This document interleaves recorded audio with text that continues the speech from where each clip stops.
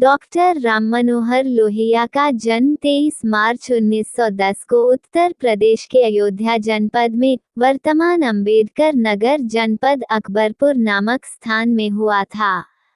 उनके पिताजी श्री हीरालाल पेशे से अध्यापक व हृदय से सच्चे राष्ट्रभक्त थे। 2.5 वर्ष की आयु में ही उनकी माताजी चंदा देवी का देहांत हो गया। उन्हें दादी के अलावा सरुदेई परिवार की 9 ने पाला। टंडन पाठशाला में 4वीं तक पढ़ाई करने के बाद विश्वेश्वरनाथ हाई स्कूल में दाखिल हुए। उनके पिताजी गांधी जी के अनुयायी थे। जब वे गांधी जी से मिलने जाते तो राम मनोहर को भी अपने साथ ले जाया करते थे। इसके कारण गांधी जी के विराट व्यक्तित्व का उन पर गहरा असर हुआ।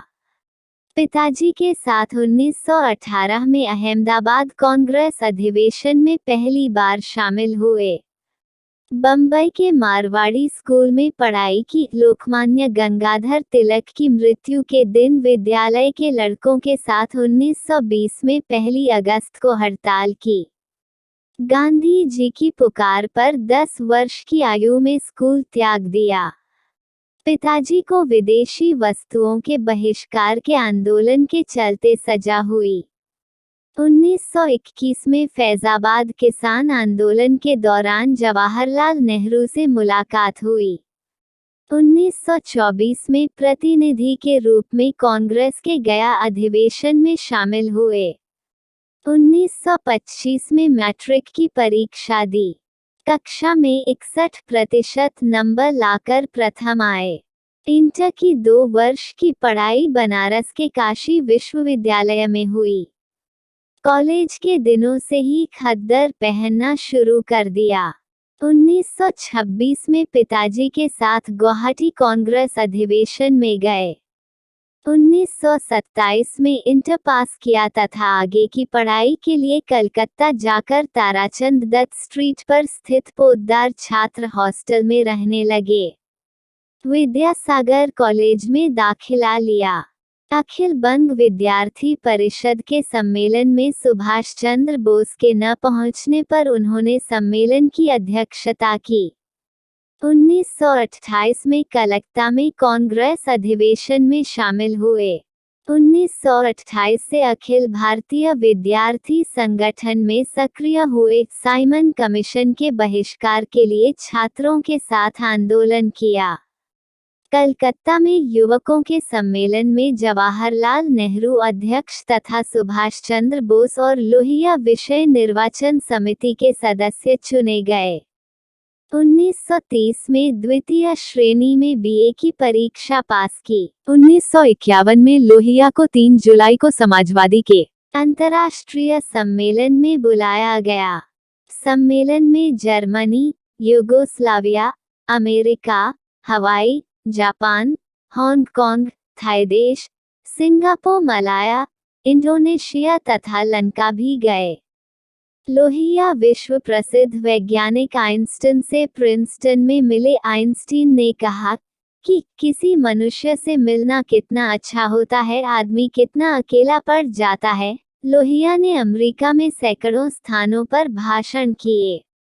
उस समय उन्होंने एशिया की समस्त सोशलिस्ट पार्टियों का संगठन निर्मित करने का विचार बनाया। 25 मार्च से 29 मार्च 1952 में एशियाई सोशलिस्ट कॉन्फ्रेंस हुई, लेकिन इसमें लोहिया शामिल नहीं हो सके। जयप्रकाश नारायण भारतीय प्रतिनिधिमंडल के नेता बनकर रंगून गए। डॉक्टर राम मनोहर लोहिया, मनी राम बागरी, मधु लिमये, एसएम जोशी। मई 1952 में पंचमढ़ी में सोशलिस्ट पार्टी का सम्मेलन हुआ। आम चुनाव में हार के बाद लोहिया ने चुनावों की पराजय की शव परीक्षा के बदले ठोस विचारों की ओर पार्टी को ले जाने का विचार दिया। गुजरात पार्टी सम्मेलन में इतिहास चक्र की नई व्याख्या लोहिया द्वारा प्रस्तुत की गई। 24-25 सितंबर 1952 में सोशलिस्ट पार्टी की जनरल काउंसिल बैठक में किसान मजदूर प्रजा पार्टी और सोशलिस्ट पार्टी के विलय का निर्णय लिया गया। इस तरह प्रजा सोशलिस्ट पार्टी का जन्म हुआ।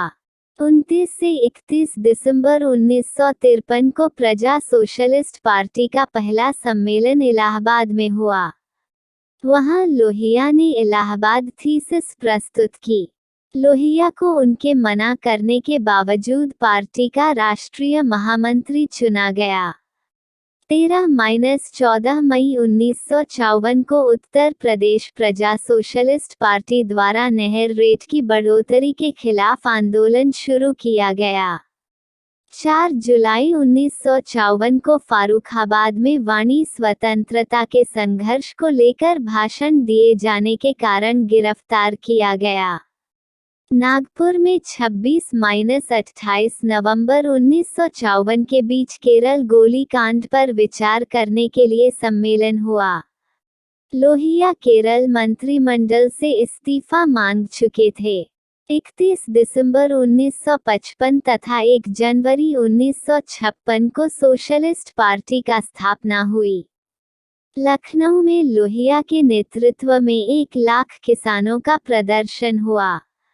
1956 में लोहिया ने मैनकाइंड नामक पत्रिका शुरू की। सोशलिस्ट पार्टी का प्रथम वार्षिक अधिवेशन भारत के मध्य बिंदु मध्य प्रदेश के ग्राम सिहोरा में 28, 29, 30 दिसंबर 1956 को हुआ। 2 नवंबर 1957 को Lohia criminal law amendment act की धारा 7 के तहत डाकिये से कुछ कहने पर अकारण गिरफ्तार कर लिया गया। 12 नवंबर 1958 को लोहिया पूर्वोत्तर के दौरे पर निकले, जहां उन्हें दौरा करने से रोक दिया गया। 1 साल बाद फिर उसी स्थान उर्वशियम नेफा से लोहिया ने पूर्वोत्तर में प्रवेश किया, जहां उन्हें गिरफ्तार कर लिया गया। 17 अप्रैल 1960 को कानूपर के सर्किट हाउस में अनाधिकृत प्रवेश करने के कारण अपराध बताकर उन्हें पुनः गिरफ्तार किया गया। 1961 में अंग्रेजी हटाओ आंदोलन के दौरान लोहिया की सभा पर मद्रास में पत्थर बरसाए गए। 1961 में लोहिया एथेंस, रोम और काहिरा गए। 1962 में चुनाव हुआ। लोहिया नेहरू के विरुद्ध फूलपुर में चुनाव मैदान में उतरे। 11 नवंबर 1962 को कलकत्ता में सभा कर लोहिया ने तिब्बत के सवाल को उठाया। 1963 के फारुखाबाद के लोकसभा उपचुनाव में लोहिया 58,000 मतों से चुनाव जीते। लोकसभा में लोहिया की 3 आना बनाम 15 आना की बहस अत्यंत चर्चित रही, जिसमें उन्होंने 18 करोड़ आबादी के 4 आने पर जिंदगी काटने तथा प्रधानमंत्री पर 25,000 रुपये प्रतिदिन खर्च करने का आरोप लगाया। 9 अगस्त 1965 को लोहिया को भारत सुरक्षा कानून के अंतर्गत गिरफ्तार किया गया। अंग्रेजी हटाओ आंदोलन। लोहिया जानते थे कि विधायिका, कार्यपालिका और न्यायपालिका में अंग्रेजी का प्रयोग आम जनता की प्रजातंत्र में 100% भागीदारी के रास्ते का रोड़ा है। उन्होंने इसे सामंती भाषा बताते हुए इसके प्रयोग के खतरों से बारंबार आगाह किया और बताया कि यह मजदूरों, किसानों और शारीरिक श्रम से जुड़े आम लोगों की भाषा नहीं है।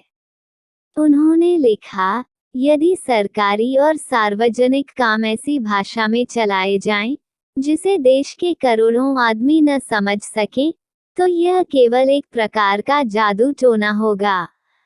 दुख की बात है कि लोहिया के अंग्रेजी हटाओ आंदोलन 1957 को हिंदी का वर्चस्व स्थापित करने की कोशिश के तौर पर देखा गया, जबकि लोहिया ने बार बार यह स्पष्ट किया कि अंग्रेजी हटाओ का अर्थ हिंदी लाओ कदापि नहीं है। उन्होंने क्षेत्रीय भाषाओं की उन्नति और उनके प्रयोग की खुलकर वकालत की।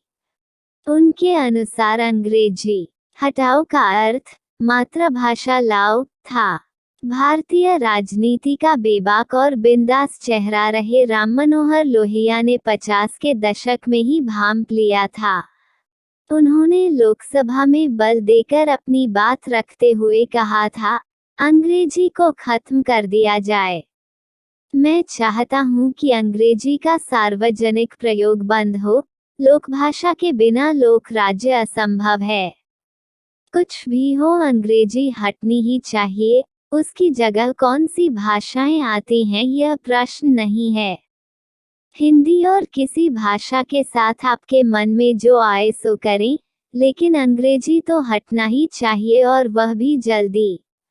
अंग्रेज गए तो अंग्रेजी चली जानी। 30 सितंबर 1967 को लोहिया को नई दिल्ली के विलिंगडन अस्पताल, अब जिसे लोहिया अस्पताल कहा जाता है, को पौरुष ग्रंथि के ऑपरेशन के लिए भर्ती किया गया, जहां 12 अक्टूबर 1967 को उनका देहांत 57 वर्ष की आयु में हो गया। पूरा वीडियो देखने के लिए धन्यवाद दोस्तों। जय हिंद, जय भारत।